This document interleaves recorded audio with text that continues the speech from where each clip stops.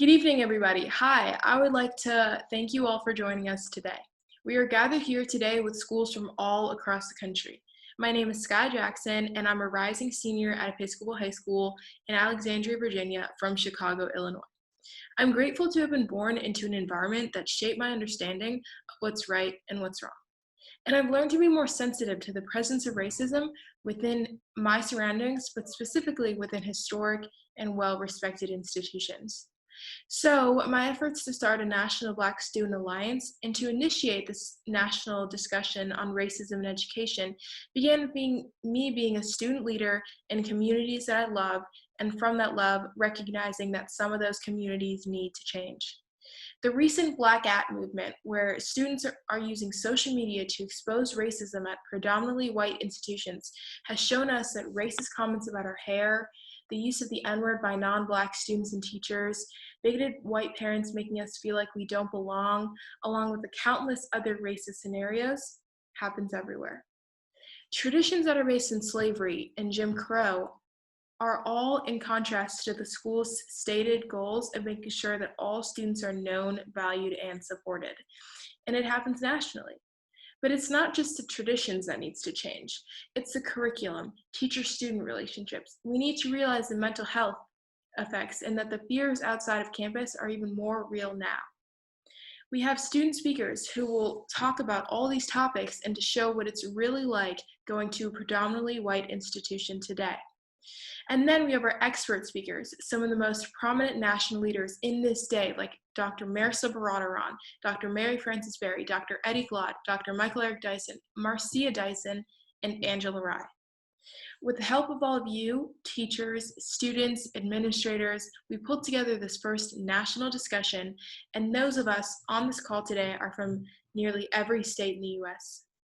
We as leaders have an obligation to continue the trajectory of change that was started before us with saints who sacrificed their careers and even lives for us to be here today. The opportunity is now. In this season of protest, it is our job as students to take this moment as a new generation to aggressively stand up for what's right and to be the example and know that you aren't standing alone. We mustn't adjust or resent. We have to resist, surrender or fight back. And to surrender is not an option. Racism in the educational system is not just at one school. The problem is systemic and it's pervasive. It's at schools all across the nation. Private, selective, public, it's a societal issue, but we can fight on and we can fight to change the environment. Remember that no matter who you are or your background, there is room for you to make a difference and to be a part of the National Black Student Alliance. We want you to use our brave space. We want you to share your stories, and we want you to be heard. Thank you. And thank you again all for being here. I'm so excited for you to join us tonight. And our first guest speaker, who we are honored to have, is Reverend Jesse Jackson, who's actually my grandfather.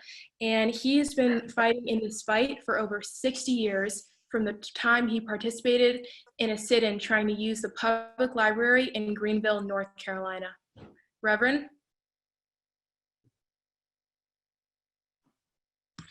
Okay. Reverend, you're on mute.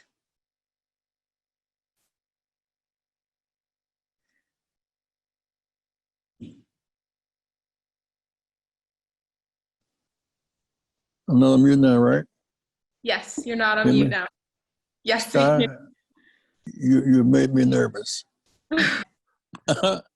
I'm delighted to be with you and Dr. Berry, of course, the first African-American president of the University of Colorado. Dr. Dyson is an eminent theologian and writer. Dr. Eddie Glaude and Angela Rye. It's a good thing to be with you guys today. Let me say, number one, we're conditioned by environment. And we look at the same thing and see two different things. 1924 decision, for example, many whites saw it as for us a privilege. In fact, it was a right. We've been denied the right for 58 years since the Plessy versus Ferguson. This is in 1896. And so it was a right for us. An equal opportunity. And that laid the groundwork for so much. I remember talking with Ms. Rosa Parks, when I said, Rosa Parks, why did you sit out? She said, I thought about 1954 decision. I met with Attorney Fred Brennan, scientist on the front of the bus, challenged the system. Dr. King joined her, John Lewis joined him, and of course the rest is history. And so today I want you to know that we play the life's game by two sets of rules. So in spite of those who are down, you've not earned the right to do less than your best. There's some notion that we must maximize what we have and fight for what we need. We walked this journey for a long time, Skye, and other of you on the phone today. We do our best, good things come our way. And I submit to you that poor people need not have poor habits. In the face of these challenges, you have three things you can do. One, you can adjust the things as they are. You can resent and do nothing but resent, or you can resist. Thank you, old Mehrsa, with that notion. We must not adjust the things as they are. Don't simply sit there and resent and be angry, but also resist and make something happen. I'm delighted that you have what you do, the most outstanding scholars America's ever produced. Share with you all around the nation that God bless you. And people, by the way, a shameless commercial for my book, Keeping Hope Alive. Eddie Glaude has his book, and he's the introducer in this book. So please get it wherever you are. Dr. Berry, love you, girl. I love you too, Rev. Always have, always will. Thank you, Reverend. And now we have Dr. Mary Frances Berry, who actually helped start the Department of Education. She is a historian, writer, lawyer, activist, and professor at the University of Pennsylvania. And she was the chair of the Civil Rights Commission. So Dr. Berry? All right, Skye.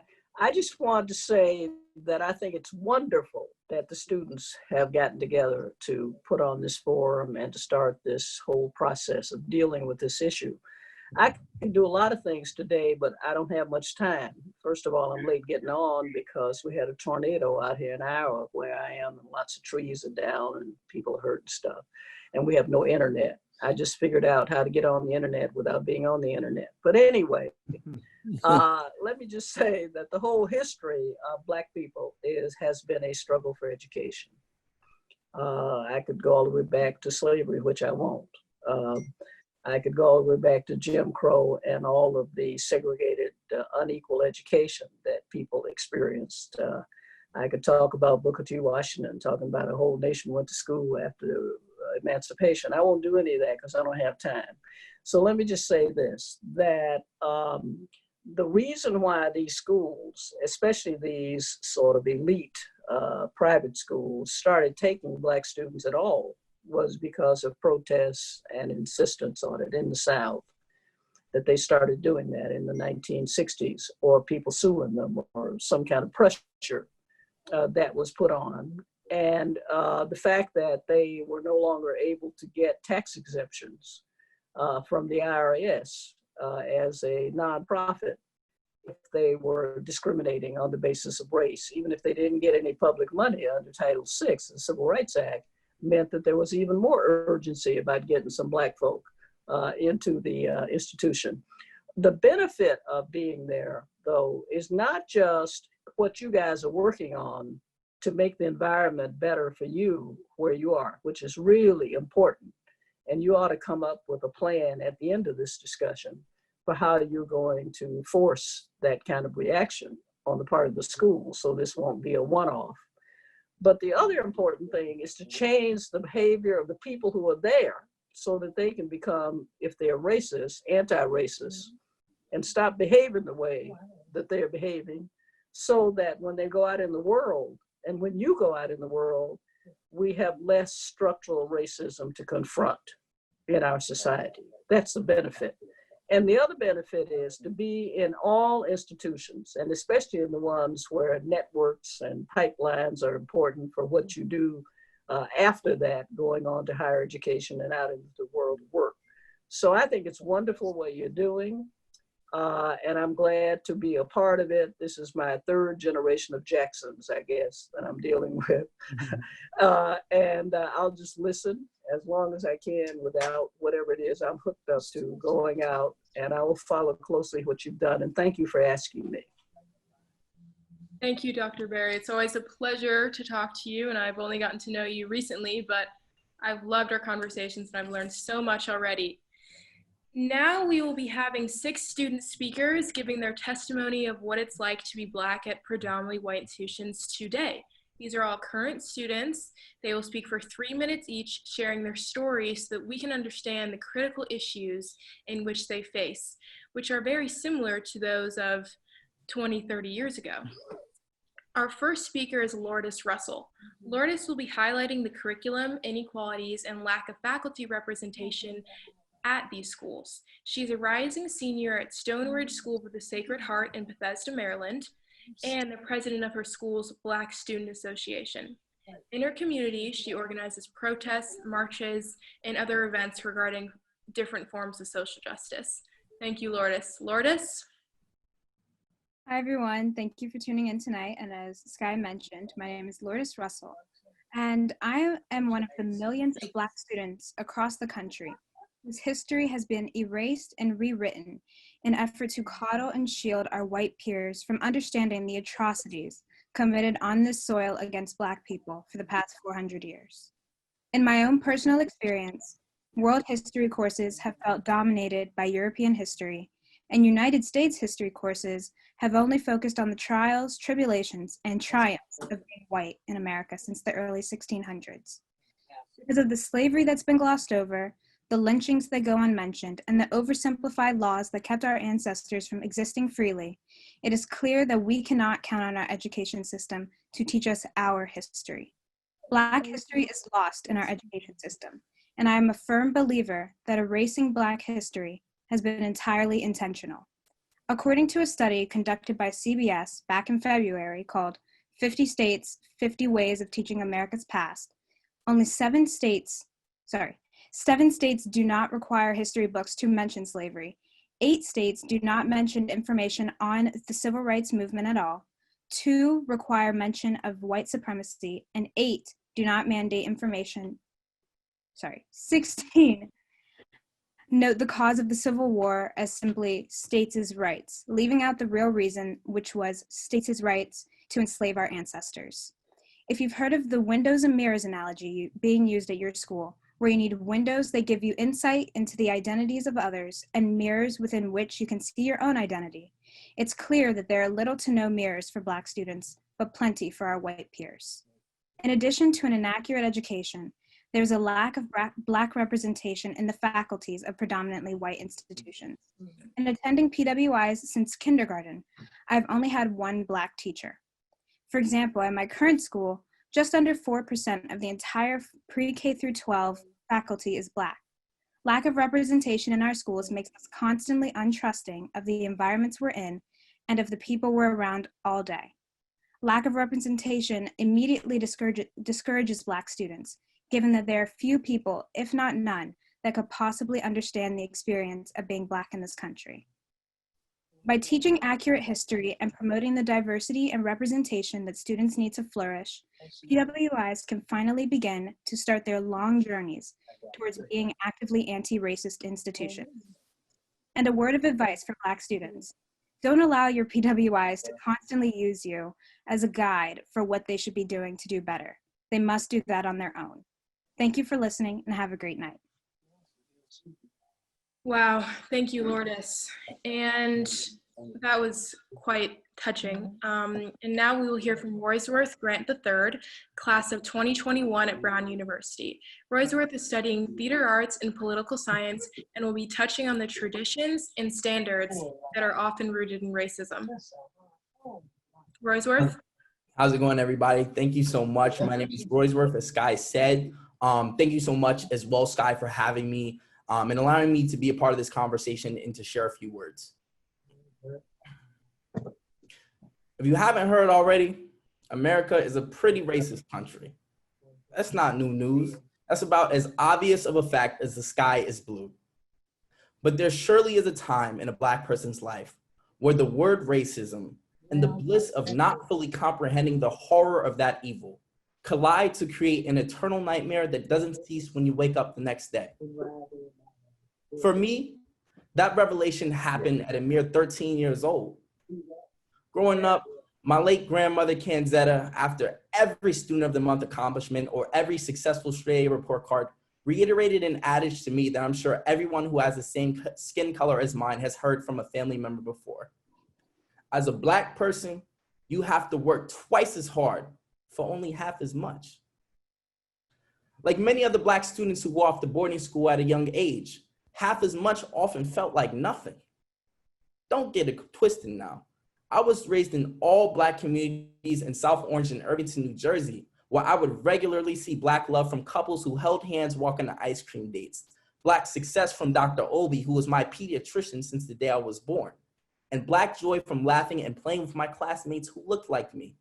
In an innocent world that seemed so great, I never really thought to question it.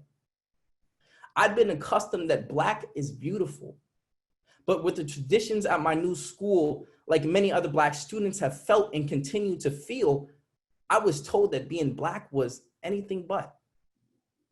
My school's guideline of having neatly trimmed hair and hair that was not long was clearly insensitive to Black boys with dreadlocks and other Black hairstyles. Likewise, mass meetings, a party-like phenomenon where students dress up in sports clothing after study hall and dance and roughhouse in a secluded area, was an immensely frustrating experience to deal with as well due to the prevalence of Blackface. Oftentimes, the Black student experience is one of trauma and frustration, which is primarily caused by racist traditions and practices such as these that are seldom questioned, and if questioned, never changed. Like many other Black students across this country, I thus equivocated my worth to how much I could grind in the books. Because if I could grind hard, flourish in every extracurricular activity, and get into a school where I wouldn't have to deal with this type of textbook racism, then maybe, just maybe, this all would have been worth it. With my acceptance into Brown University, I thought that I had finally forged a future so bright for myself that if I even so much as glanced at it, it would burn my eyes. Though there is racism everywhere, I would finally be in an institution where I felt like I could at least get that half as much my grandmother was telling me about, where I at least felt like the school someone wanted me to be there. Boy, was I wrong. Although my social experience at Brown has been incredible, the racism here is the same wolf with a different set of sheep's clothing. Brown is well known for being a college campus of inclusivity and free expression, where protesting at the Rhode Island State House, attending minority peer council workshops, and studying at the Brown Center for Students of Color are common activities for Black students. However, I've also observed that the university itself has had a tradition of using these positives as a veil to minimize and hide very racially insensitive decisions.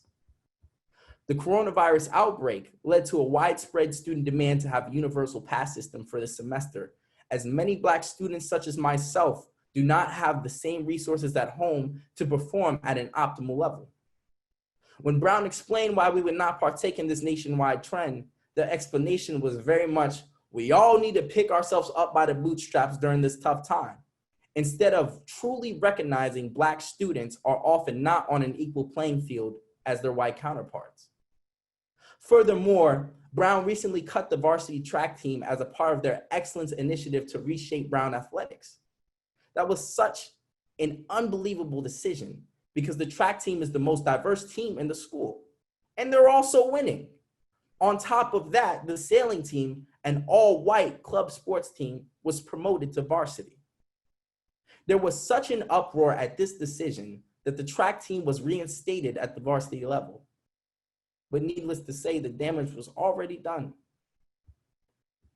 And this is the nightmare that I found myself being pulled into at 13, which I still have not woken up from at the age of 20. The nightmare of knowing that if I had blonde hair or peach skin, I would not be looked at as another number for diversity, but rather a student that is to be valued and respected. The only solution to breaking racist traditions of PWIs is to counteract such traditions with institutional changes and traditions in the opposite direction. In the case of my high school, I'm very excited that we are finally incorporating a Black Alumni Council, Black Student Recommendation List, and many other new traditions that will construct a culture that is bigger than this moment of national outcry due to the senseless murder of George Floyd. We're all in this together. This has been a revolutionary time in history. And now more than ever is the moment for us Black students to demand for change. And not just momentary change, but change that is constructed in a way that doesn't vanish when this national momentum subsides. Thank you. Thank you, Roysworth. That was beautiful. And our next speaker is Amy John Terry, class of 2021 from Episcopal High School, and she will speak about Black women and girls in PWIs. Amy is a co-founder of Black at EHS and is involved with multiple diversity organizations on campus. Amy? Hello all, and thank you, Skye, for organizing this event and inviting me to participate. I have gone to predominantly white institutions, PWIs, ever since I could walk. My family, like many other Black families in the States, sent me to PWIs over public schools in hopes that it would lead me on the path to a higher education that many other Black students struggle to receive due to the institutionalized racism that presides in our country's education system. While my family was confident that these schools would be a better option academically, they failed to grasp how dire the emotional and psychological consequences would be. The toll of being a minority, especially a Black female in a predominantly white environment, was one that took a hit to my self-confidence and my identity. I knew that I was different from my peers from the beginning. My peers would pull and prod at my hair, commenting on its fluffy, poofy, and frizzy nature. Others would call it a wig, tell me it reminded them of various animals, amongst many other microaggressions. My appearance, speech, and identity was under constant ridicule from both my peers and my teachers. Frantz Fanon, a West Indian psychiatrist and political philosopher, spoke of the juxtaposition of the Black psyche in a white world as one where, the more the Black Antillian assimilates to the French language, the whiter he gets. Fanon ascribed this to any race who is subject to colonization, insinuating the notion that a Black person has two identities, one with his Black kin and one with white people. Through education, status, and income, Black people often find themselves becoming closer to the ideal and the American dream, closer to being white. Unfortunately, I was one of the many Black students who developed this mentality. I rejected my Blackness and everything that reminded me of it, and in turn rejected myself and my sense of agency. The mask I wore for so many years was one that negatively impacted my view of my race as well as my gender. Black women and girls exist within the matrix of intersectionality, a specific location whereby multiple systems of oppression work in tandem to subjugate, marginalize, and amplify their otherness. This positionality not only influences how Black women have to define their shared spaces, but also creates a transformative space for Black women and girls to develop both gender and race complexes. High school is notoriously toilsome, everywhere and for all students. But being a Black student at a PWI boarding school with a history of segregation and white supremacy is a different story. The inherent elitism that presides in the prep school environment is apparent, but the institutionalized racism within many of these schools can go unnoticed. African American students are 3.8 times more likely to receive one or more suspensions as white students, according to data released by the U.S. Department of Education's Office of Civil Rights. Analysis of that same federal report show that in white suburban schools, Black students are discouraged from taking AP courses, and in some school districts, white students are twice as likely as Black and Hispanic to be enrolled in at least one AP class. Nationwide, school boards and teachers are overwhelmingly white and lack the understanding of being Black in America. We need racial equity, awareness, anti-racism ideologies, and implicit bias training in all schools. We need change. Thank you for listening. Thank you, Amy. And next up, we will have Dr. Eddie Glaude, head of African American Studies at Princeton, and the author of his new book, Begin Again, which you can get on the shelves right now, so go pick it up.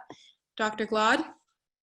Well, I'm kind of unsettled having to follow Sister Lourdes, Brother Roysworth, and Sister Amy. I mean, my goodness, that was amazing and so insightful. Let me begin really quickly with just first thanking you, Skye, for your leadership and all of the students who have been a part of building BSA. It pleases my heart. It makes me smile to see the work that you're doing in this moment. Now, let me begin just really quickly because I want to hear you more than I want to hear me run my mouth. I want to begin with a concept that Nell Painter introduces, the historian Nell Painter introduces in a classic essay she wrote entitled Soul, Murder, and Slavery. And what was she doing with this concept of soul murder? She wanted to say that the historical accounts of the enslaved treated them as just simply mere objects being moved about. that there was no real attention to the interior lives of those who were being trafficked as property. And what she wanted to do was to bring the tools of psychoanalysis to bear on the historical archive. What was happening to that mother who watched slave owners sell her children? What would happen as slave owners would put a hat and put the numbers in the hat and have brothers and sisters choose the numbers as they were being sold off, and the psychological effects of this, right? Whether it's the psychological effects that happened with Harriet Jacobs or with Fred Douglass watching his grandmother walk away from him as he turned around and couldn't see her anymore. Soul murder, trying to attribute this interior life to Black folk. Toni Morrison was trying to get at this in her classic novel, Beloved. What do we do with the wounds, the pain, the trauma that is a consequence of a society organized along the lines that certain people are valued more because of the color of their skin? Now, the way in which we can think about soul murder historically, we can think about it in the context of slavery, we can think about it in the context of Jim Crow, we can think about it in the context of urban centers where resource deprived communities. But I want to think about soul murder in the context of PWIs. What happens when you enter a space that wasn't built for you to be there? What happens when you enter a space that has been organized in such a way that you have to navigate it as in some ways being grateful for being allowed to be there? I'm oftentimes confronting students at Princeton who come to me late, and already the kind of idea that Princeton has done them a favor by admitting them into this institution has already taken root in their spirit, and they're in some ways leaving themselves open to whatever the institution says about them. What does it mean to grow up in a world that is defined by the value gap, this belief that white people matter more than others, and then that belief organizes our social arrangements, our political arrangements, and our economic realities, and it defines how you see yourself? This is what, in some ways, Du Bois was talking about in Souls of Black Folk. What does it mean to see yourself through the eyes of those who actually despise you? So you enter these spaces that in some ways orient themselves to you in a charitable way, that you should be thankful for being there. And then you, instead of feeling a sense of possession of the place, right, you navigate it as if you have been given charity, as if you are the object of a philanthropic gesture. Now, part of what I wanted to do is to kind of disrupt this, because over the course of 4 years, these institutions, these PWIs, whether at the level of four-year colleges or even at the level of from K through 12, my son went through this. They're designed to get into your spirit and sow a kind of doubt where you don't trust your voice, where you don't trust your own gait, where you outsource your own sense of who you are by way of that gaze that is determining your value day in and day out.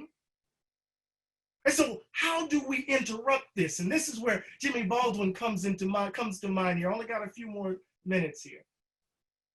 Baldwin in 1963 was on Howard University's campus, and he was delivering a talk on a panel. And after that panel, I think Ozzie Davis was there, Killens was there, Lorraine was supposed to be there, Ralph Ellison was supposed to be there, but they couldn't make it. But after the panel discussion, he went to the apartment of some students. Many of those students have been student organizers. They were part of that Howard group called the Nonviolent Action Group, and they had been in the bowels of the South. This was in 1963, and they had been working, right, in really hard, risking their lives, right, to break the back of Jim Crow, and they were tired, and Jimmy knew it, and they were up to the sun came up, chopping it up. And at the end of the day, at the end of the conversation, Baldwin was given the final word, and I'm paraphrasing him here. He said something to this effect. He says, well, if you promise your elder brother that you will not believe what the world says about you, then I promise you that I'll never betray you.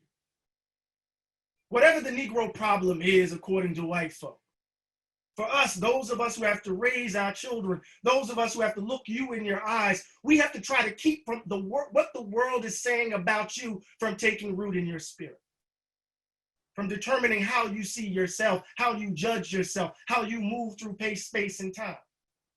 And so part of the challenge is, how do we break the back of the value gap that in some ways sets in motion those processes that in some ways try to commit soul murder, that try to get on the inside, where you doubt your voice, where you outsource your courage, where you accommodate yourself to a world that degrades and denies you standing.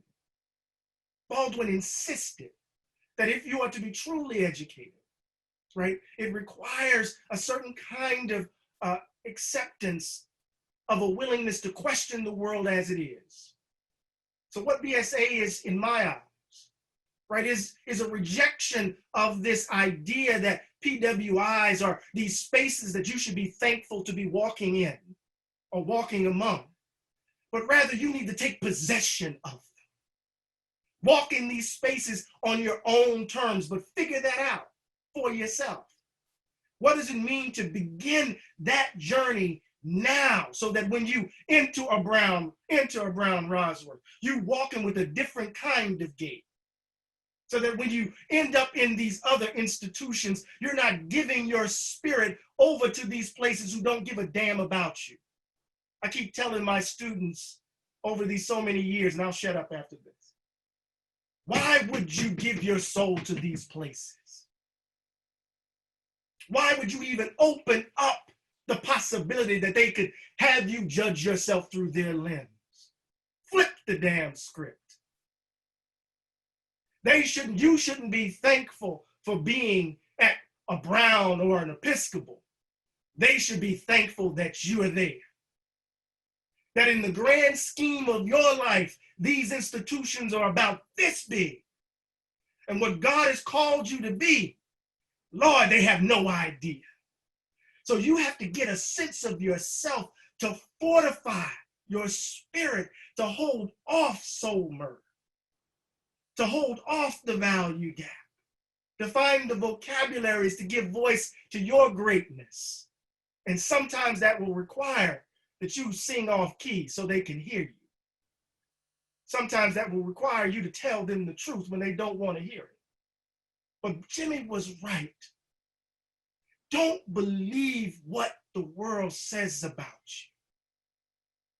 Refuse that characterization. And then use your life as the canvas to create amazing art, to be the people that God called you to be, and shake up the world. Does that make sense? I'm gonna shut up at that point now. All right, y'all.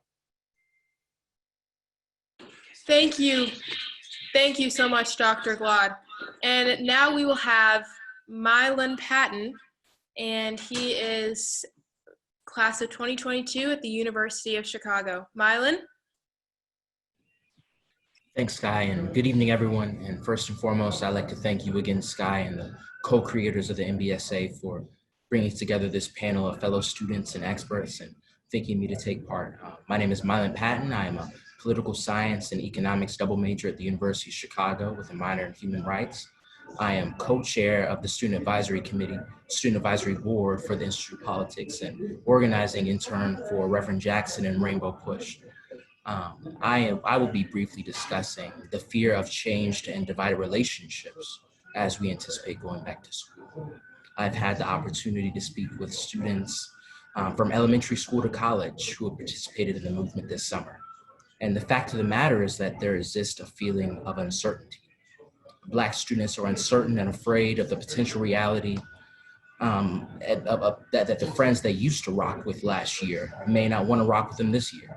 They're afraid that their teachers, some who they might have admired and confided in, might not look at them the same way this coming year. And they are afraid that their school's administration will turn a blind eye to the events that occurred outside of their physical walls, implementing policies designed to protect the status quo, all the while being resistant to change. This fear of what is to come for these students is not unfounded, and it is based off of something that is real. A good friend of mine told me that she and her friend are no longer on speaking terms because that friend's father told her to stay away. I even remember my best friend in third grade telling me that Barack Obama couldn't be president because he wasn't the right color. Teachers might claim to foster spaces of community unity and growth, but lambast the Black Lives Matter movement on their personal social media pages, their Facebooks, and strawman the motives of the movement to some sort of communist, anti-Christian, anti-American construct. Students have seen their teachers promote the scriptures of 1 John and the evil that exists in this world as a way to effectively silence these sorts of constructive conversations, forgetting the superficial reliance on faith without the wide-reaching effort of works that the book of James talks about. All the while, administration in the school as a system desire compliance and peace without at the same time desiring true justice. What are the implications of this? The implications, the effects of not correctly or adequately addressing this moment are profound. In a time where many Black people in the United States feel threatened and targeted, there is also a time when the establishment status quo is making every effort it can to stifle efforts towards change. School is not solely a physical structure of education, but a place for growth. For fellow students, the implication of doubting the character and identity of your friends is a broken, irreconcilable relationship. For students in administration, the implication of a lack of empathy and presence of hard-heartedness means a ruining of a relationship and trust that students so desperately need. Because these spheres by students are so palpable, teachers and administration should tread very lightly but deliberately while addressing this matter, or else students will feel like they have lost these valuable relationships. I'm grateful for schools and universities like mine who have realized the importance of this moment and have made tangible efforts to change. In order to remedy the systemic, historical, and rooted injustices, you not only need a reallocation of dollars, but a reimagination of values. While it may seem less nerve-wracking or more politically feasible to try and wait it out or remain silent, the silence speaks volumes to many who feel that there is a resignation with and ambivalence towards many of the atrocities going on in this nation. For it lies on administration and school officials to assure students and their families that they recognize the magnitude of this moment and will do all they can to ensure that there will be no sort of systemic backlash against students who have or desire to participate in the movement. Furthermore, schools and administration must take a long, careful look at the principles, policies, and practices that they are engaging in on a daily basis. Recognizing, affirming, and respecting the importance of Black student unions and organizations on campus, and investing time, money, and consideration into the needs of these unions and organizations are just a few of the ways empathy can be put into action. I also admire the resilience and strength shown by fellow Black students and allies who realize that this journey towards change might leave you with a few people who will make no effort to understand, but press forward nonetheless. Empathy and humility must be at the forefront of the mind when dealing with these changes.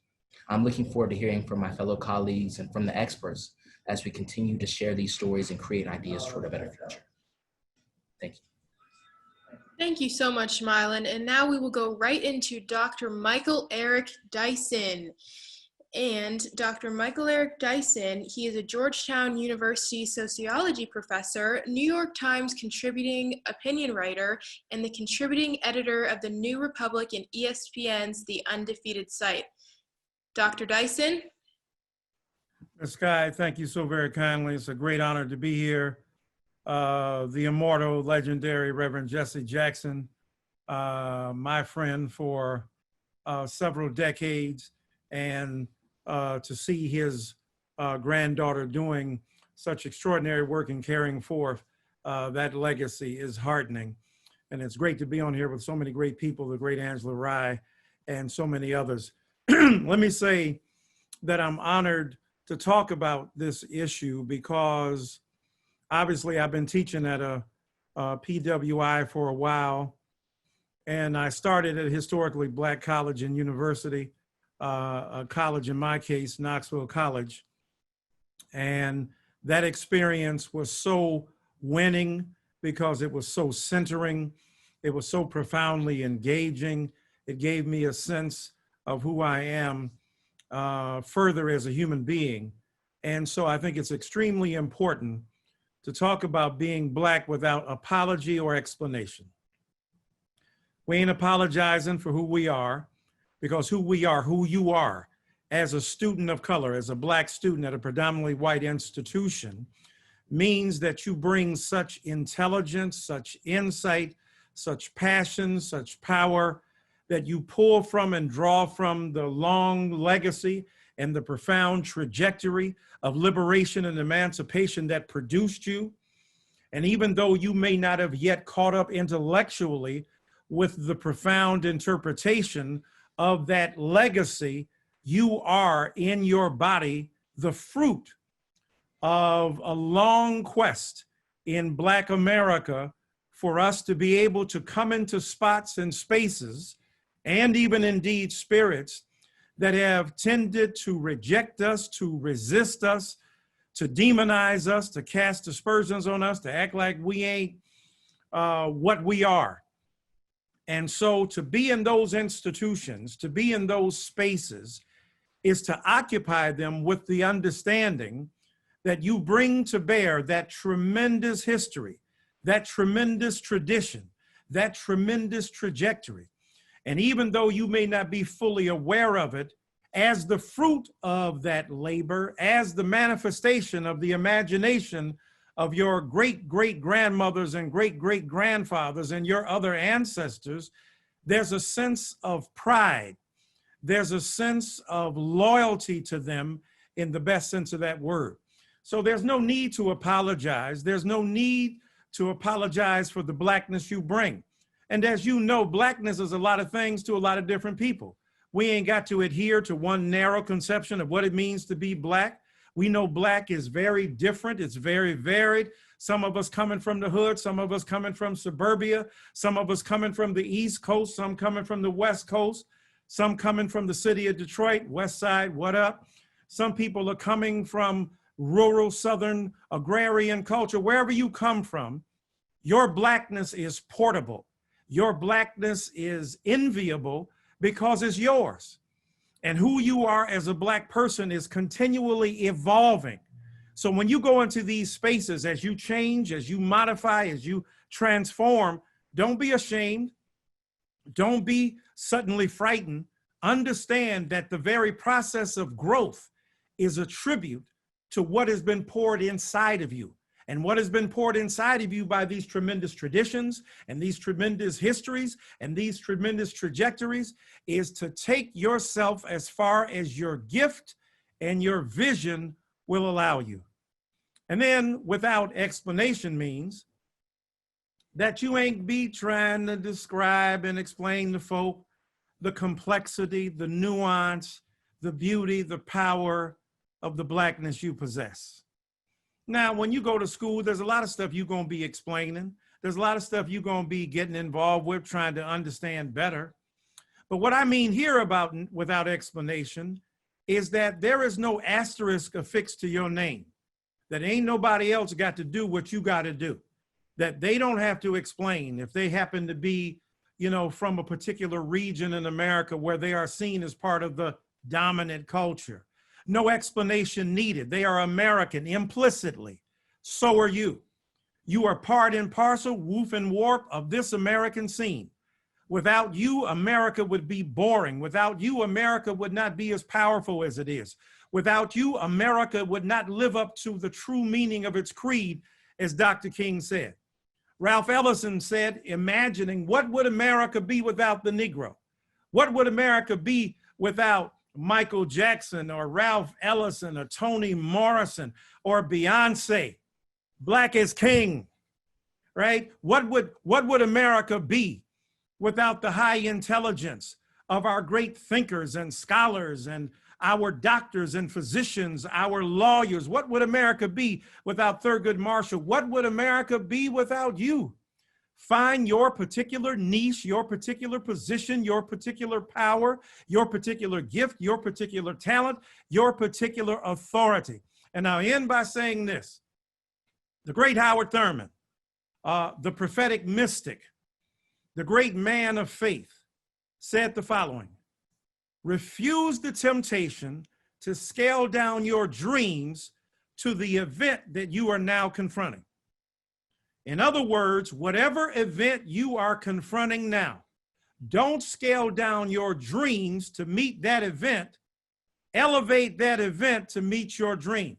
He said our slave foreparents, facing the long rows of cotton and the rawhide whip of the overseer, imagined a future that was different than where they are. So don't reduce your dream or imagination to where you are now. Allow the event you are confronting, the difficulty of a PWI, people calling you out of your name, the refusal to acknowledge the centrality of your humanity, the insistence that you are not a powerful figure within that culture. Whatever thing you confront now, whatever event you confront now, allow that event to rise up to the level of your dream, and your imagination will be able to pulverize, to beat it down in the crucible of your faith. And with the hope that you bring to bear, Howard Thurman said, either you're going to be a prisoner of the event or you're going to be a prisoner of hope. So I say to you, never reduce the meaning, the power, and the beauty of your Blackness to the white institution you occupy, but understand that you come from a powerful tradition where hope and possibility will make you a prisoner of something that is beautiful, that is uplifting, and that is transformative. God bless y'all, and I'm so honored to be on here with all you great young folk. Wow, thank you, Dr. Dyson. That was amazing and quite riveting. And we are so excited to have Ms. Marcia Dyson to join us for the second hour. And now we have Kyndall Donaldson. Kyndall Donaldson is a sophomore at Yale College, and Kyndall will be speaking on the experiences of Black students in their school communities outside of the classroom. Kyndall is a pre-med student who hopes to one day be able to address and eradicate the disparities that Black people and especially Black women face in the healthcare system. Kyndall is currently the director of Shades of Yale, an a cappella group dedicated to singing music of the African American tradition and African diaspora. Kyndall? Hi, everyone. Thank you so much to Skye and to all of the other presenters that have already shared. Your words are so powerful, and I'm so grateful that we are being awarded this time, this space to share our grievances and hopefully work towards healing in whatever form that takes. For many Black students, attending a predominantly white institution is just one of the many obstacles we are subjected to. Not only do we have to navigate racism and exclusion in our classrooms and social spaces, but in our communities outside of campus as well. The community of New Haven surrounding Yale has a significant Black population. Black New Haven residents are subjected to racial profiling by police, and in some cases, extreme police force and brutality. This past year, many Black Yale students became involved with community organizers who were protesting the shooting of 2 New Haven residents by a Yale police officer and another local officer. There are countless stories of YPD officers responding to complaints about Black students with extreme force. In many of these situations, calls come in about a community member seeing someone suspicious who to them does not belong, or a Black student just happens to fit the description of someone who's been accused of committing a crime. On several occasions, I have had peers explain to me that the only way they feel safe around campus is if they can automatically be identified as a Yale student. These occurrences make Black students feel unwelcome in places that we are constantly taught have no place for us and are not meant for us. To me, it's extremely disheartening that in a lot of the communities surrounding these predominantly white institutions, the lives of Black students only matter if they have the name of whatever elite institution they attend written across their chest or attached to their name. This mindset is a result of years of internalized racism and elitism that is silently taught in these predominantly white spaces that tell Black students that their lives only have meaning if they achieve something like going to an Ivy League school or infiltrating these spaces dominated by white people that have been designated as the best of the best. We must think about why exactly that is the case and why proximity to whiteness has become the standard. Especially now with the current pandemic, it's especially alarming and concerning for Black students who are returning to their school campuses. In the US, Black people are dying 2.5 times the rate of white people from this virus. With these statistics, it's obvious that Black students are going to be at risk, and we need our schools to care about our lives and take the extra steps needed in order to protect us. Not only that, but we need to protect the Black communities around us. Oftentimes, we can become consumed by the bubbles of our schools that we forget the more vulnerable people around us. Is it worth thousands of students returning to campuses if it results in increased cases for the Black and brown communities around us? I urge students of color to pay attention to how their institutions treat the people of color who aren't their students in their surrounding communities. Their treatment of these communities is a reflection of how they see us and the value that they place on our lives. As students, we are awarded certain privileges, but what happens when we go out into the real world and we no longer have a student ID or school paraphernalia? We must ensure that Black Lives Matter and there can be no exceptions. Thank you. Thank you, Kyndall. And next up, we will have Jared Young, a senior at Princeton. Jared is the president of Princeton's Black Men Association and co-founder of the See More Good Foundation. He will be speaking inspirationally on the topic of imposter syndrome and leadership. Jared? Skye, thank you so much. I'm honored to be here. I took Professor Glaude's class 2 semesters ago, and my high school roommate is here, so I'm at home. I'm going to get right to it. Ralph Waldo Emerson once said, "To be yourself in a world that is constantly trying to make you something else is the greatest accomplishment." Every single day of my PWI education, I fight dual consciousness. Every single day of high school, I woke up upset, feeling like I had to prove something to someone. I had to prove that I was worthy of attention. I had to prove that I was smarter than what people thought I was. I had to prove that Black people as a whole were more than the stereotypes. Every day I fought and fought and fought. People butchering slang in a warped attempt to relate to me. People calling me white because I spoke eloquently. People laughing at me when I told them that one day I would be successful. It was enough of a trauma to make me want to quit on myself. They will tell you different, but I know what I experienced. I spent plenty of late nights and even more early mornings studying, working out, thinking, and praying, all for the purpose of a validation that would never come. That I'm proud of you, or I support you, that I spent every single day looking for, only came after I was accepted to multiple Ivy League schools. It came after my great friends, like my high school roommate, Roysworth Grant, breathed life into me and motivated me to keep going in light of our situation. As young, gifted Black students, all we had was each other. You see, there's a reason why a distinction between being a leader and a follower exists. When you are constantly told that you aren't enough, you have two choices.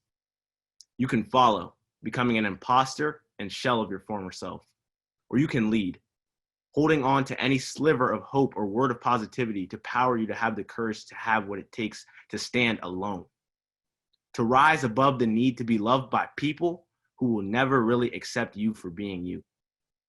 As a Black student at a PWI, you are always asked, what do you offer? What can you bring to the table? Today, we must make a commitment to change that. This burden of inferiority held by Black students must be eradicated. I am eternally grateful for the opportunity that I received to go to one of the best boarding schools in the country, and the opportunity that I have now to attend one of the best universities in the entire world. It is not out of spite that I am here today advocating for change. Instead, it is out of love.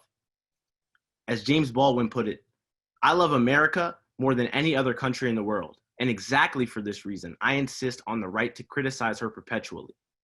I love my high school. I love Princeton University, and I love America enough to tell them all the truth. In order for our schools and our nation to operate at their full potential, the Black community needs to be supported by all other communities.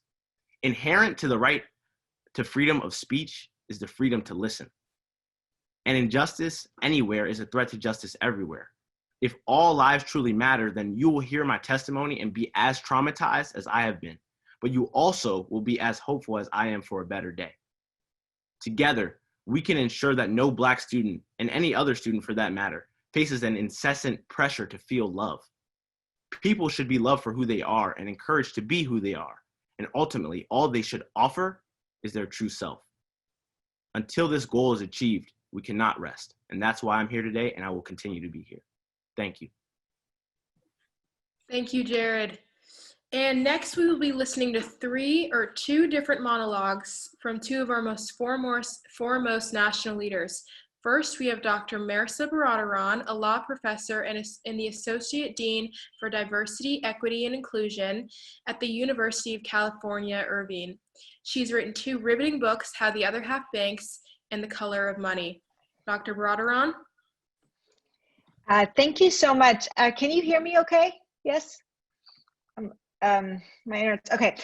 So first of all, I want to say that I don't belong on this panel, but since I was invited, I will take the opportunity to talk. I'm humbled by how many people have been in this fight for how long and how long there is left to go. And so being here among you greats is really, it can make one depressed at how little sort of progress there has been. But I wanted to talk about a couple of things. One is the idea of having to be educated and then having to sort of educate yourself. So one thing that higher education will give you is a critical, sorry, am I cutting out a little bit? Or you can hear me okay? Yes, okay, sorry. Okay, so learning the text and then learning how to critically analyze that text to make sure that your history is not erased. So let me give you an example from my field of law and economics. So Joan Robinson is a famous economist who is not so famous because her ideas were sort of sidelined through time, but she says the purpose of studying economics, and you can fill in the field here, but the purpose of studying economics, she says, is not to acquire a set of ready-made answers to economic questions, but to learn how to avoid being deceived by economists. Okay, so I think this applies for the law and for medicine and for a lot of these technical fields. And so consider this my plug for getting you all to take seriously finance and economics and history and these fields where if we don't have enough people committed to radical resistance and racial equality, these fields get taken up by the people who are upholding the power structures. So I will say, a couple of points of advice here for those of you entering. One is to know your power. You all are students, you are entering these institutions that are staid and stagnant and old, and you are coming in as the future, the new students. And so, understand that your power is greater than it may seem if you are can join together. 2 is I would make demands very clear to your institution, know where the centers of power are, don't back down, and find your allies institutionally and make sure that you have coordinated sort of systems of attack. So when I was at law school, we did not have enough faculty of color. I was at NYU Law School, and Derek Bell, they had just gotten Derek Bell from Harvard, and we just wanted more Black and professors to teach us just the law, because it was not being taught in the way that we thought. And so we, would do protests and sit-ins and show up at every single job talk so that they didn't forget our demands. And that kind of sort of, a push toward to the administration is really, really something that can make effective change. The third thing I would say is, don't let them give you diversity and representation instead of equality and justice. Both of those things are really important. It is very important to have diversity and representation, but that is not a stand-in for equality and justice, especially when it comes to things like institutions paying reparations, federal policy having to change, getting as many students involved in the institution as possible, and faculty. So I think to make sure that you see what's easy for the administration not being the thing that you take first. So don't be fooled by some of that stuff. As someone who has been in administration, I can tell you that that's something that institutions will do first. Like you say, okay, change the name of the building, and they'll say, we will create a committee and we will study it for 3 years. And at the end of 3 years, we will sort of make this determination. So I will end there, but all of this to say, just know your history, know the technical subjects, and really don't forget your power, especially as you sort of connect cross-institutionally and inter-institutionally. So thank you. Thank you, Dr. Baradaran. And next up, we have Angela Rye, political commentator and strategist for CNN and BET, CEO of Impact Strategies, and executive director and general counsel to the Congressional Black Caucus for the 112th Congress, just to name a few of her roles. Ms. Rye? Thank you so much, Skye. It's a pleasure to be here. And truly, just like so many others have stated, I'm so proud of you to watch you really follow in your grandfather's footsteps, who I greatly admire. Was just interviewing him last week. And so to see him sitting here on assignment, like he knows he can't leave, I am delighting in that, because you have no idea how many times I've had to do that for him. Yes. So I will say that I'm not going to do a monologue, actually, because you gave me questions. There's so much that's been shared. I've been taking notes. I do want to tell Mehrsa that you had me at Derrick Bell, and I cannot wait to talk to you offline one day about that. Like, I just spazzed out. I don't know if you saw it. But I do want to just give and pay homage to my fellow panelists and to all the students. You all have no idea how encouraged I am to see this. As someone who founded my Black Student Union in my high school and grew up in a house with an activist who has a bullhorn still in his trunk, I am so excited to hear from you all, for you all to be speaking up against injustice, both inside the walls of the school, well, now the Zoom of the school, given the circumstances, and outside of the borders of the school. So I'm just thrilled to be here with you, and I look forward to diving into questions. But I will not do a monologue, Skye, otherwise we will be here all night. And I have a heart out at about 45 minutes, so I want to respect the time. Thank you. Okay, well then we can jump right into the questions. I think everyone's ready to hear from everyone combined, and let's roll. And Skye, I do want to give a moment to Reverend Marcia Dyson, who is, you know, she's filling in for Doc, and I just want to make sure that we acknowledge her and the power of who she is. Dr. Dyson, my mentor, I call her Mama Marcia as well. They are like parents to me, and so I'm just delighted to always share space with her. And Mama Marcia, I don't know if you have anything that you want to share before we dive into questions, but I do want to yield you the floor in the event that you do. First of all, I really want to thank my mentor, Reverend Jackson. For people who don't know, I was his first chief of staff for the International Trade Bureau in 1980, and I'm considered family. Second of all, you young students took me to school, and I don't know if you might have seen me like church lady. I mean, I'm so emotional over this as a former educator in elementary school and also as a parent, because racism, though we're talking about in the context of education, is a murky water that is ancient as the River Jordan. And it seeps beyond education. We see it in our streets, and we have seen it in the workplace. We've seen it across gender and so many areas of our lives as Black people. And in fact, I think about a book that I had in my hand in 1983. Even Frances Ellen Watkins Harper was saying about the situation in education, said, I envy neither the head nor the heart of any legislator who has been born to an inheritance of privileges, who has behind him ages of education, domination, civilization, and Christianity, if he stands opposed to the passage of a national education bill whose purpose is to secure education to the children of those who were born under the shadow of institutions which made it a crime for them to read.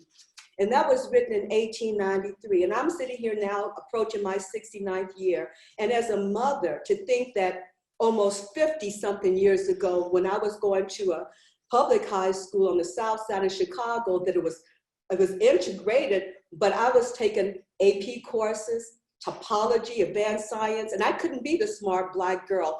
I was made an honorary Jew by Jewish people, and they actually called me that because I was too smart, which told me that they couldn't accept my Black intellectualism and curiosity, that I had to be confined and labeled within their clan, which at that point, I was sort of novice, just glad to be in it, that you accepted my wanting to be a scholar at a very young age. And then I had to look at my son, who's a physician now.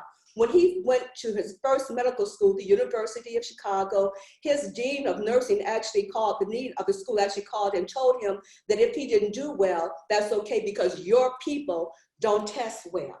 So you know that that particular dean got a call from his mother as if he was in kindergarten, and I get this reference, you don't tell him that he cannot be a lawyer like Malcolm Little was told by his teachers, and I'm referring to Malcolm X. And then fast forward just 3 years ago, my grandchildren in one of the wealthiest districts in the nation's capital, at a public school, international and diverse, the first grader was called a nigger, and his classmate told him he was gonna go home and get his father's gun and shoot him. It made national news. The second oldest grandson, when he was in second grade, just a few years ago, was told that he was Black and because of his pigmentation would always be inferior. I wrote a piece real quickly called Erase the Fear of the Black Planet. And I based that upon Public Enemy's fear of the Black planet. And I sort of try to give out how can white people navigate through their fear of our Blackness, especially at that time was Black men. And I had suggested take them to the privileged schools, right? So they could see the possibility because they may have lacked the opportunity for that opportunity for diversity. And here I am sitting here and listening to you.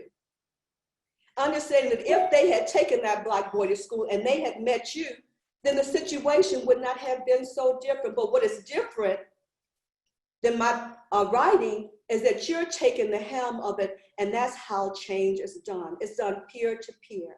It's the power that you have as students, whether you formalize it in student government and associations, what you're doing here, it's a powerhouse. I'm looking at you have plenty of followers. We live in a chaotic world, but this is one thing I do believe in the midst of adversity and chaotic situations is a time for people to rise up and to recalculate lives and to build better. And I'm so glad to be here and seeing you guys doing that and witnessing it. As the only older person next to Reverend Jackson, I can say hallelujah and know that my grandchildren's future are in very good hands, and those are yours. And thank you so much. And I'm overjoyed by listening to you. I mean, I am super like Negro woman happy, okay? And I'm gonna let it go. And you hear me, Addie, right? I'm gonna let it go with that so I can hear more of your brilliance and let the moderator do her job. Thank you, sweetheart. Thank you, Angela, for the night. Oh, it's my pleasure. And again, it is my pleasure to be here with you all. I want to start someplace where, you know, I think it's become kind of a popular thing to discuss, especially I know for those of us who deliver speeches at schools, so often people are like, what do you do for self-care? And I want to start there because it's a trivial conversation on the surface level, but it really is something that we need to be exploring. The weight of what you all are carrying as students, right, is super heavy.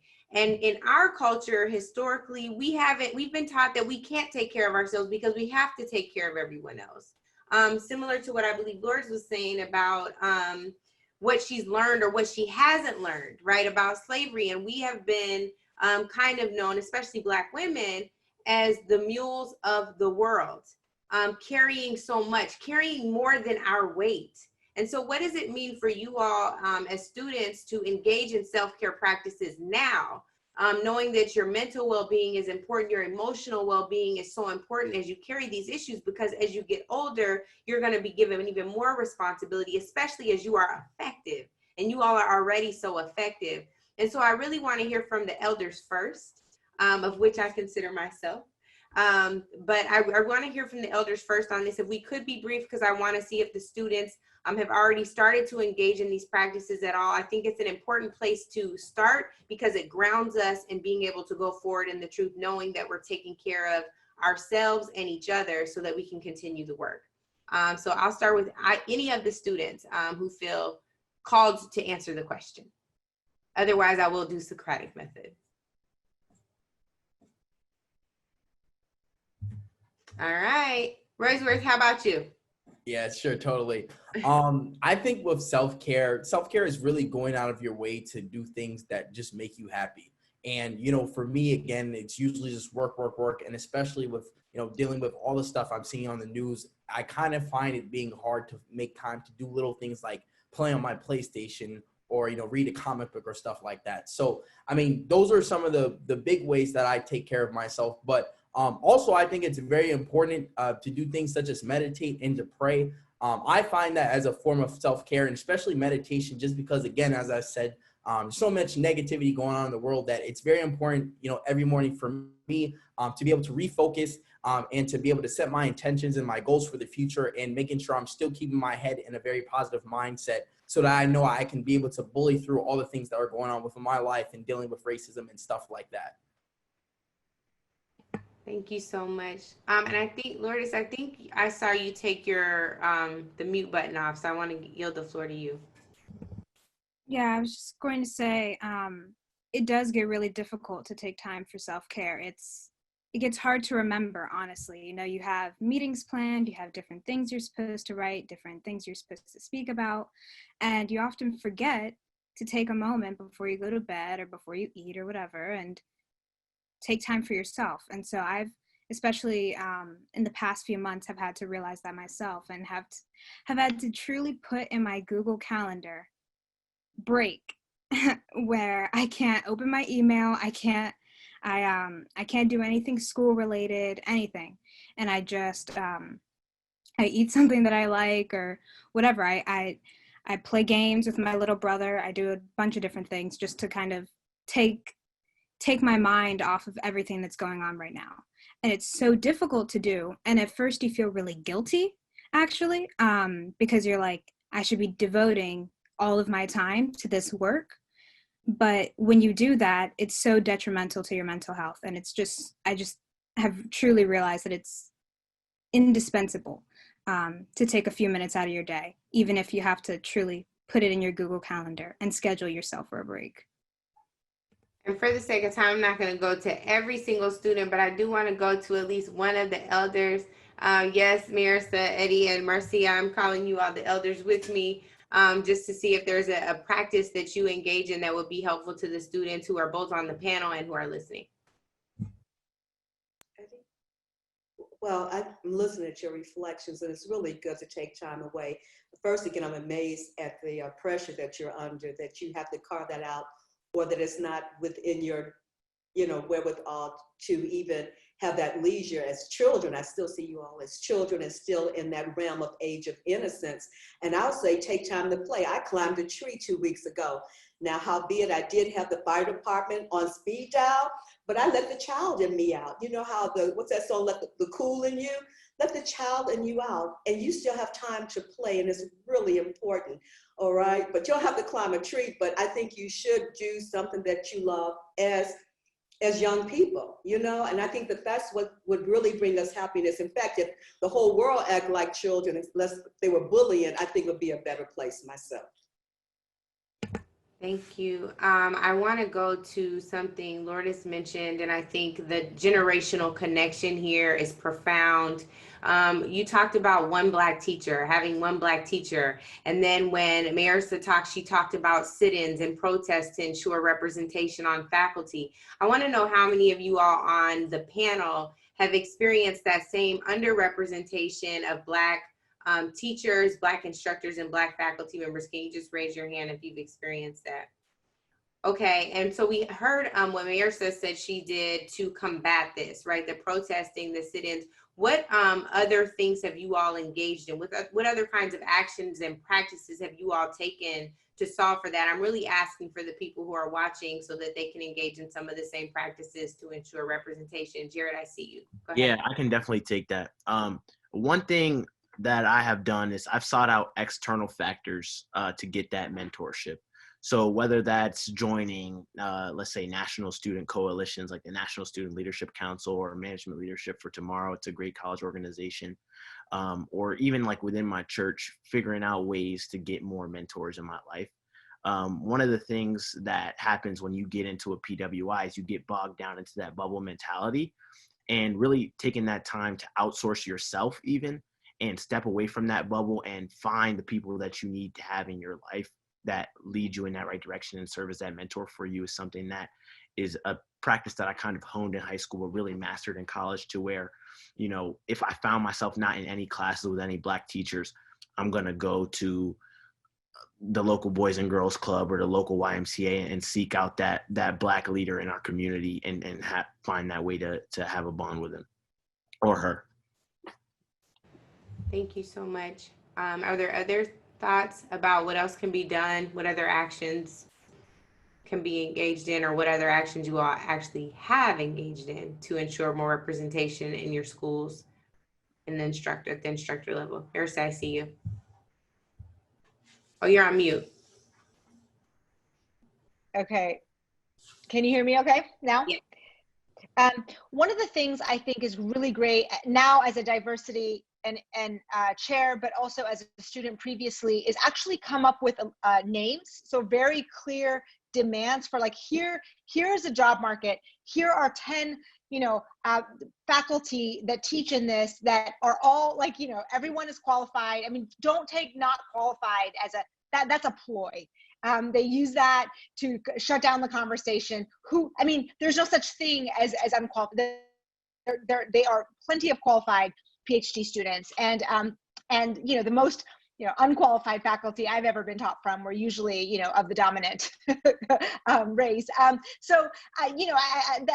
is not that's an excuse that they'll throw. But come up with a list, subject matter areas, and just demand that they pick 3 people from that list. And I think it's really, really important to build the allies within the administration and within the faculty. Just know who the other faculty are and really be very clear with your demands. By the end of this year, can you tell us that you can move on these 3 faculty? How do we get, we have at UCI 9% or something just Black students in our starting class. That's unacceptable. So, take to the dean, how do we get this percentage up to a national percentage that is appropriate? You give us the plan. It's not up to me to give you the plan. As if you're a student, you say how you tell me the strategy for how to move it up this number, and how do we get the scholarships, and put them on the defensive and make them answer those questions for you.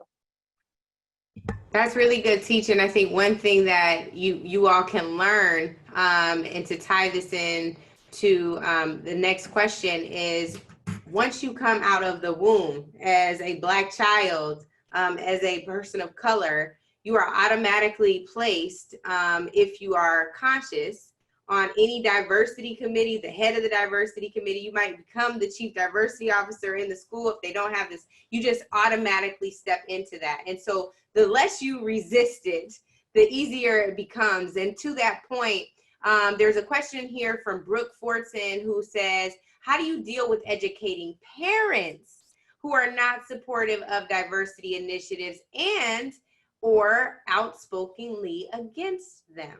How do you navigate that? You all can use some of the best practices of things you've experienced, or you can talk about things that you think will work.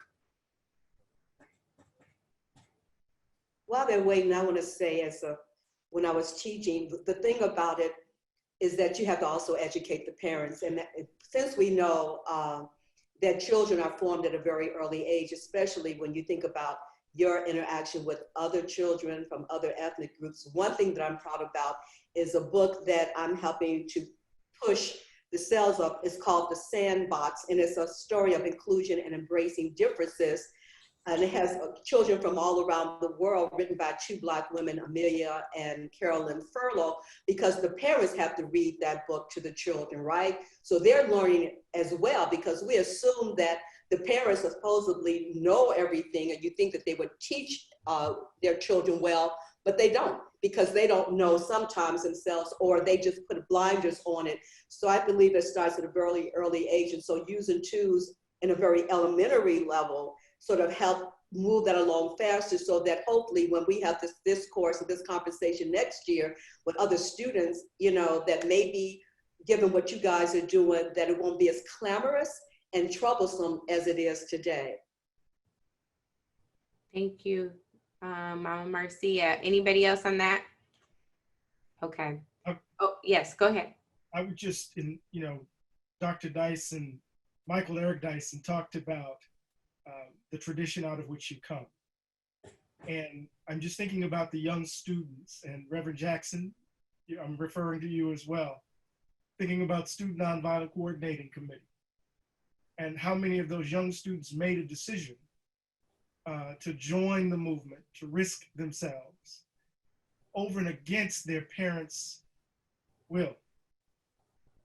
That their parents did not want them to put themselves in danger, did not want them to jeopardize their education in the fight for freedom.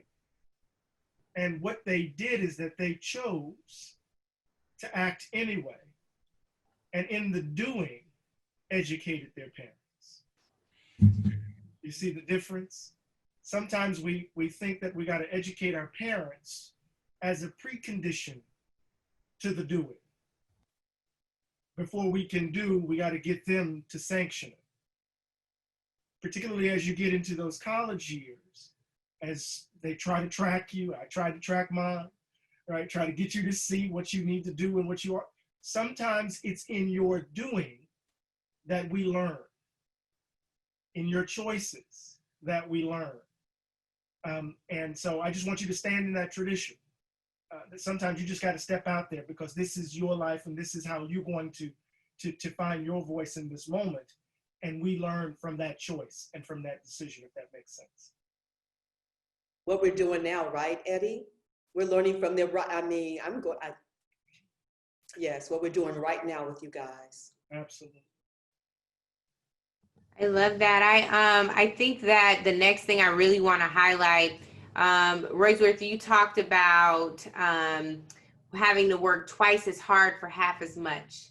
And if there's one thing, or really there are two things that I wish we did not pass to the next generation of young people, young leaders in our community. One is that concept, that notion that that has to be your truth. And the second is the talk. And I think most of us know the talk is about how Black people have to interact with the police to survive. And so I just am really wondering what we can do. I really believe in having moderated conversations where we all walk away with solutions. We all feel like there's a call to action. I know our time is not up, but I hope we can have several calls to action. What can we do to ensure that this stops here? This has to stop at you all's level. And so I want to start with the young leaders first. Skye, I would love to hear from you. You've had to introduce everyone, but this was your brainchild. This was your baby, a vision that you brought to life. And so I really want to hear from you on ways that we can ensure that we're breaking that cycle, because I think that fits directly into what is happening into the schools, because institutional racism and white supremacy is everywhere, right? And that is one of those things. That's, again, being a Black woman and also synonymous with the mule, a heavy burden that we've had to bear that has not served us. Yeah, so I think it all has to start with education. I think education is the #1 thing that every school must adopt so that we can learn how to live with each other of all different backgrounds, and so that we can learn how to respect one another. And so that we can then, once we learn how to respect each other, then we can learn how to make things better for everyone. And so really what I've been trying to do is just to make sure that Black students, specifically for the next coming school year, have spaces where they feel like they're physically and emotionally safe and that they can get some relief. So whether it's organizing a group chat before the school starts for the Black Student Alliance, whether it's organizing spaces if we physically go back to campus, just showing that we care and that students are not alone. And also that parents can join in too. And so parents can say, I really want to help support my child too, going back, because the mistreatment cannot go on any longer. And students are really going to have to go back to school in this time of heightened racial awareness and hostility, and post the death of George Floyd and watching a Black man die in front of the entire world. So again, finding some relief, but then also opening up and welcoming allies too, because allies are extremely important so that we can find the spaces where Black students find some relief, and then allies can also join in and we can come up with some solutions together.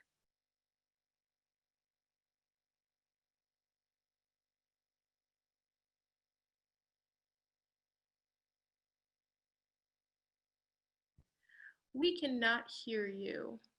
Well, that's not helpful. I muted my mic. I try to make sure I'm not engaging in any of the background noise because it'll take somebody out sometimes. I was saying I want to go to Kyndall. What do you think about the ways in which we can break the cycle around this narrative around being twice as good, around the narrative with the talk and white supremacy writ large? How can we ensure that for you all as little brothers and sisters and siblings and for the next generation, this isn't something we pass on to them? I think for me, like Skye said, it's about education. I think I feel like it has to start at a young age. And I think that a large issue of kind of what happens for a lot of Black students is that they don't really have to, they're not really, I guess, like armed with the tools to kind of deal with racism and deal with different things like that kind of early on. And then when they're faced with those things, it can kind of be a culture shock for them.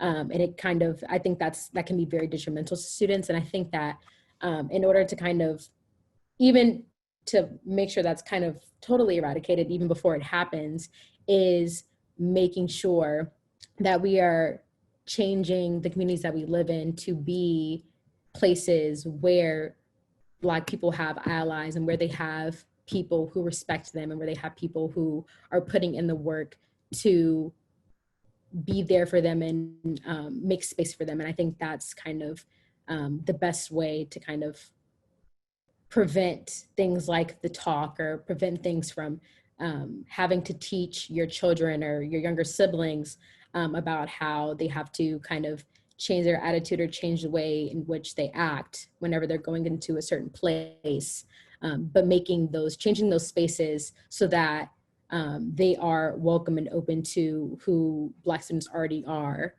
And I think that's kind of my opinion on how to kind of change that.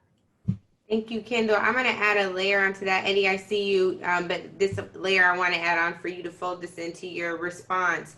In addition to the two pieces, the twice as good, the talk, we also know that so often in the Black community, the school to prison pipeline is also an issue. Really, the cradle to prison pipeline is also an issue because of the maltreatment of Black kids, Black children, and Black students.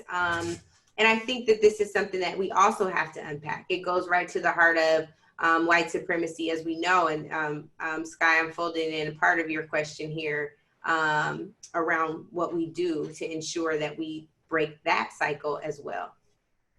Eddie, Sure. Thank you, Angela. Thank you, Angela. I think one way to answer all three components is that the problem is not us.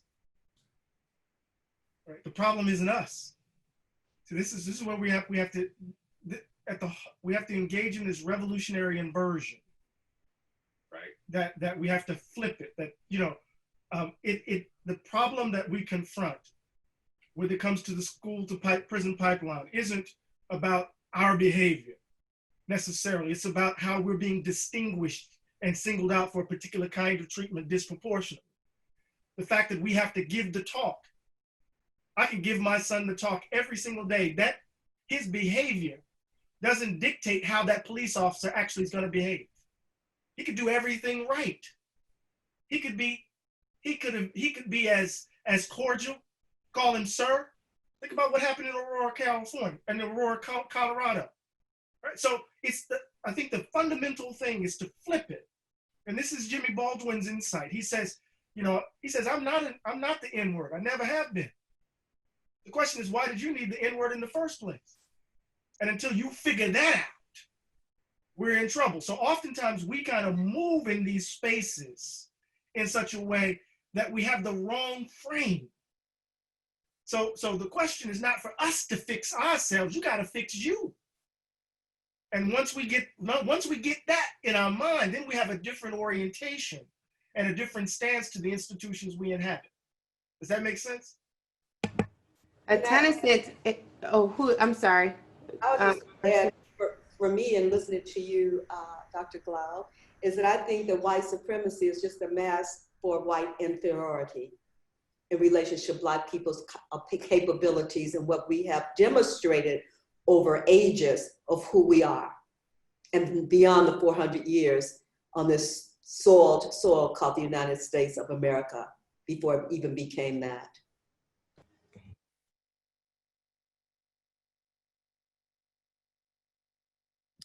You're muted. Dang, I thought I unmuted it. Gosh, I'm gonna get it right, Skye. I'm sorry, I'm not trying to mess up your stuff. But I wanna go to Mylon, who sent a message and said, I wanna chime in here if there's time. But I also just wanna add on to what Eddie was just referencing.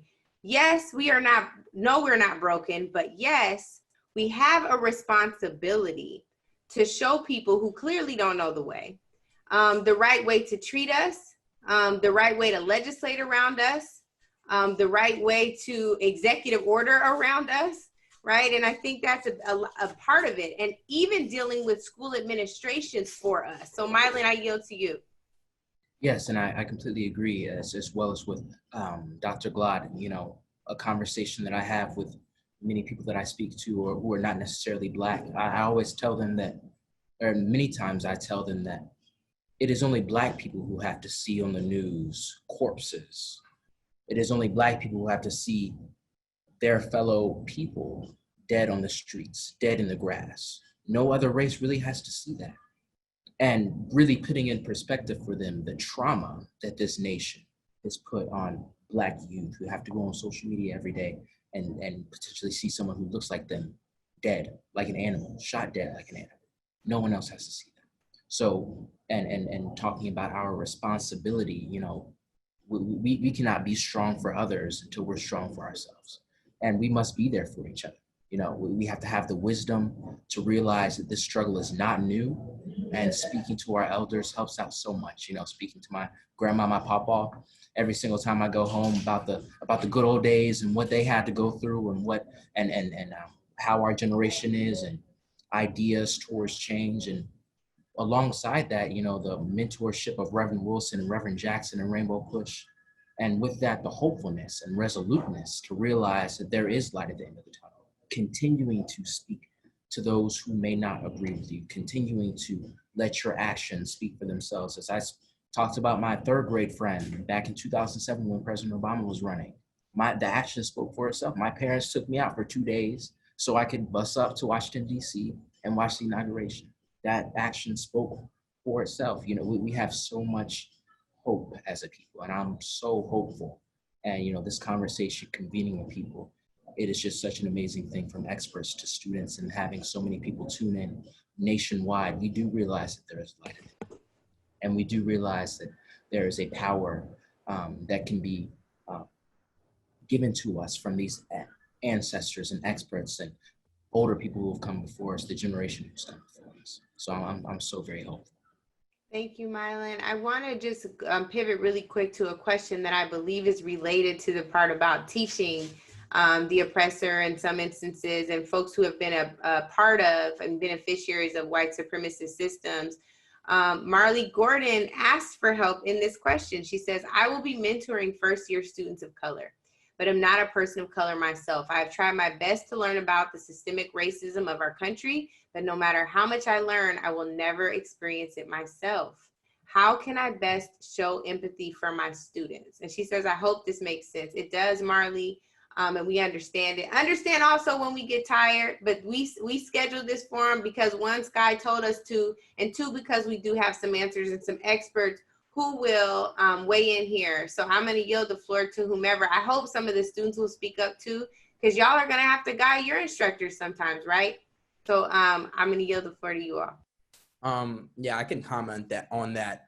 I think that it is really incredible that you're able to be a non-person of color and be able to contribute to the lives of people of color who you're acknowledging that you have a totally different experience from them. But I think it's also important to understand like the difference, like what really being an ally is. in understanding that because you know that you don't have that experience, maybe you might need to fill in a different role in terms of allowing those students to come into your school and guide them for an experience you know you don't really are never going to truly understand.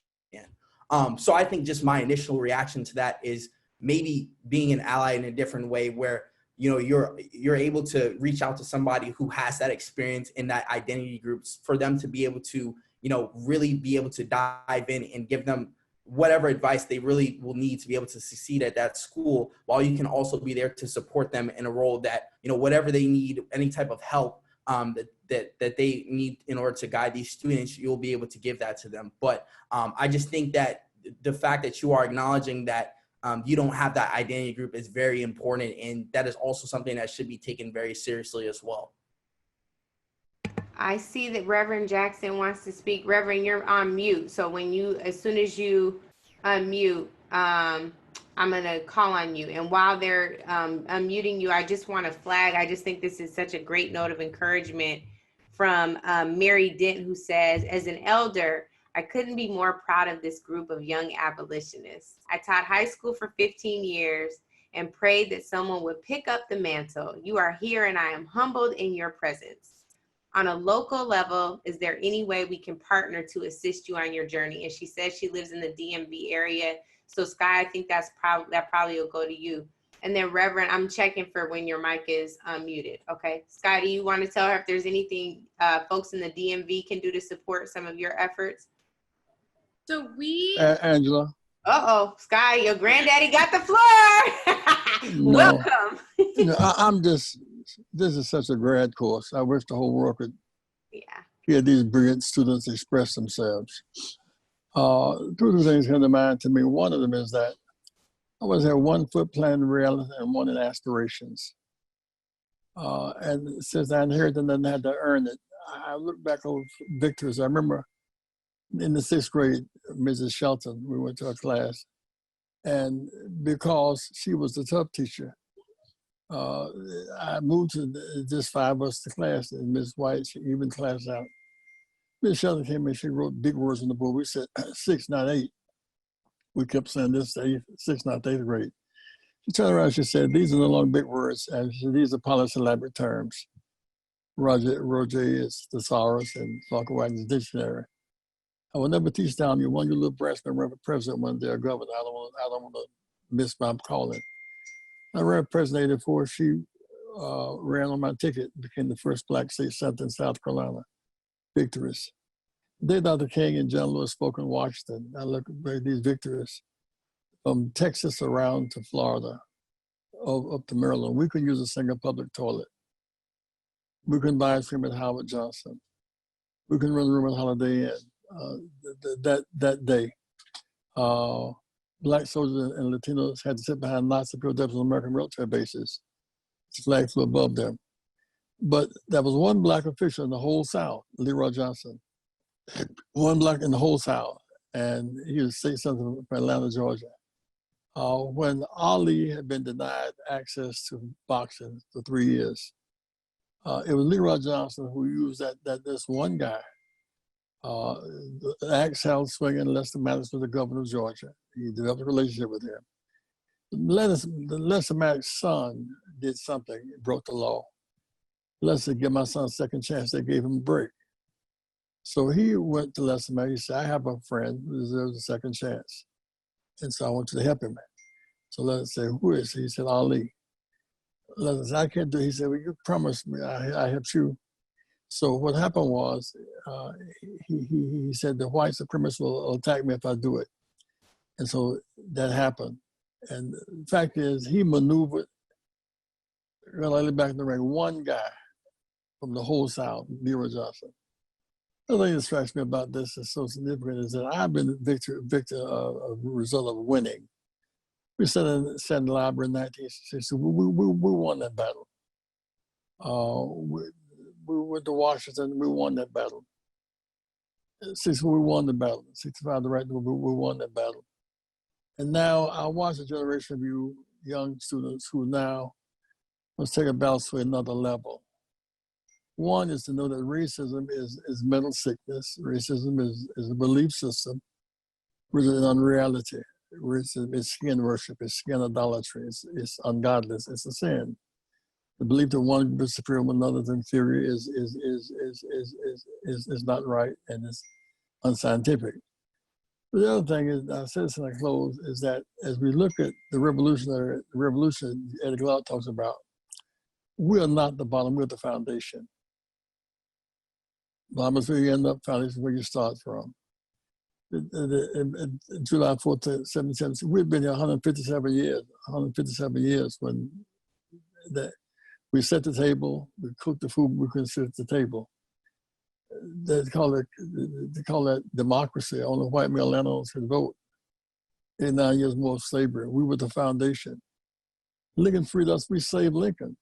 4,000 blacks joined the Union Army. We stopped the South. It was already far north as Gettysburg, as far north as Virginia. We saved the Union. In the slavery, we were winners. Then from 1896 to 1954, we won these legal battles. Howard, not Harvard, saved us from the degradation of racial apartheid. And the resources didn't have the will to teach us. And so when I think about that struggle, I was there when Dr. King was killed in 68. They go from 68 to 08. The Battle of Memphis of blood to the Battle of Triumph at the White House, Barack Obama being president. I've seen victories in my life and time. I say, young America, don't you give up. Do your best against the odds.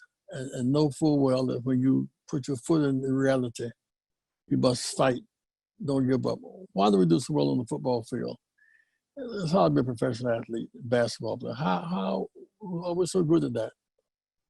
When you have the playing field is even, rules are public, rules are clear, referee fair, and the score transfer. Whenever playing field is even, rules public, goals, referee fair, score transfer, we can make it. And that's our challenge today. You must fight for fair rules. Not only must you survive it, you must be president of your university one day. You must be president of that university, indeed of the United States. Barack began the process that will not end. There'll no doubt be a black woman named this week. She could be the next president, black female president.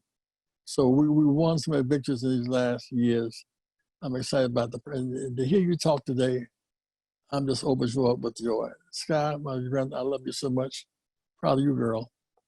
Love you. Love you too, Grandpa.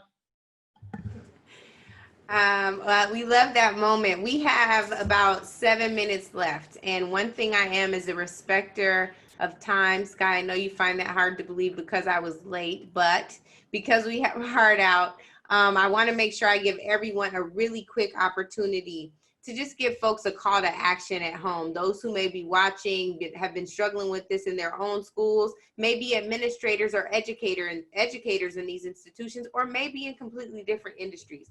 What are things that we can give them to walk away with today to say, here's how you can immediately make change in your respective institution? Reverend, you're not on mute. I just want to make sure you know that. Okay, let's start with, who's been quiet a long time? Jared, let's start with you, and then we'll just do a wrap around. I'll call on folks. Just make it real quick because we got to be done in 6 minutes. Go ahead. Yeah, really quickly, dive in. Don't be afraid to make mistakes. Don't let the angst of getting it wrong prevent you from getting started. That's simple. Perfect. I'm going to go to Mama Marcia. I just want to let you know that you have to remember, here's an action that you might think you're on a solo journey, but borrowing from Anna Julia Haywood Cooper, you have to know that when you enter, your whole race enters in with you. You're not by yourself. You have an army and you formed it tonight. So expand your coalition. I love that. Lourdes, I'm going to go to you. My piece of advice is just to keep pushing. If they tell you no, keep going, don't stop. Just keep going and keep on trucking. Thank you. Kyndall? My advice is to create communities for yourself within the institutions in which you live. I think that creating communities of people that look like you and people that have similar values and similar goals to you is very important. So I would definitely say that. Thank you. Roysworth, and go to you. I would just say similar along the lines of Jared, just being positive and making sure that, negative thoughts that, oh, this is going to work. I'm going to continue to deal with racism and stuff like that. Things that'll hold you back from really pushing yourself and diving in and making sure that you know that you can actually like achieve this goal of being able to be in a school one day where you'll feel like appreciated and loved. Like that's something that you really need to continue to do, is just keeping that positive mindset. Thank you. Eddie? Don't believe what the world said about you. And second, as you organize in this moment, think about that young girl who's in the 3rd grade right now. And what you're organizing for is to build a space where she's gonna land, right? So we're thinking not just about this moment, but institutionally, make an intervention so that young girl who's in the 3rd grade right now, who's a kindergartner right now, when she makes her way to your space, you've opened something up for her to flourish in the time that she will be at your school, at my school, in this place. Thank you. Mylon? Yes, parents, grandparents, continue to speak to your kids. Tell them about the true history education, speak life into them, speak wisdom, guidance into them. For administrators, know that these issues are real. Know that the issues and the experiences that Black students are going through, they're really reality. Recognize the humanity, recognize the genuineness of your students. And teachers, exercise empathy and humility. And if everybody does their part, I believe that we will leave a better future for those 3rd graders. We will leave a better future for the next generation. And Angela. Yes, sir. And, democracy, American democracy is 55 years old. Philadelphia, white male landowners could vote only. That was not democracy, slaveocracy. We got the right to vote in 1965. Blacks could vote for the first time. White women could serve on 0 to 18 years for the vote on college campuses. Bilingually, Native American, it's 55 years old. You will this year determine the next president of the United States. Don't miss this big deal here. Last point, Gwen Eiffel, Legal Defense Fund, has she's trying to get us to put a marker for wherever lynching took place. History didn't start in 1954 with that decision. Lynchings, Alabama 361, Arkansas 492, Florida 311, Georgia 589, Kentucky 168. Get this book by Brian Stevenson, Lynching. This is a short book. It's a world of information. It will change your mind. And then do read The Politics of Jesus by Ober Hendricks. It'll deepen your faith. Thank you, Reverend. And I'm gonna go to Mayor. Oh, Reverend got a book club today. So what Reverend is telling y'all, his call to action is join the book club. Reverend, should they join your book club? We see the book. We love you, Reverend. Thank you. We're gonna go to Mehrsa so we can go to Skye and close it out. I swear I was going to say this before the Reverend held up the books, but my advice was to read the originals. I mean, read Du Bois, read Baldwin, read Morrison, read Walker, read Eddie Glaude, read Reverend Jackson. I mean, there is such a wealth of voices from the past, and that's my self-care advice also, is just read. And there's nothing more sort of that will make you more alive. I mean, and I think not enough people do it. I think that's one of the main problems with our society, is that people don't read enough. So that's my only advice. I love that. Skye, to just like the vision that you had to pull this together. Thank you so much. I want to end with you and just tell you, keep leading. To all the young people who joined us tonight, thank you so much for teaching. And Skye, like, just congratulations on everything you're doing, and know that you can just keep up the good fight, and we got your back. Thank you. You can join us at www.nationalbsa.org. Sorry, that was my computer. And listen to the schools. We have shown you all what happens at these predominantly white institutions. We need you to step up and to realize that we face trauma outside of the classroom and inside of the classroom, and that needs to change. And recognize that as students, if you're trying to fight, if teachers, if you're trying to fight, realize that you are not alone. We had so many saints come before us, risking their lives for us to be here today and for us to be in the educational system that we are in, but we can still change that. Push for a director of diversity, equity, and inclusion officer at your school. Make the Black Student Association at your school so you can create spaces for everyone around you, and realize the power that you have and that you are so valuable and that you matter so much and you are so loved. Thank you all for joining us today, and I cannot thank Miss Angela Rye enough for stepping in and being an amazing and beautiful moderator. Thank you.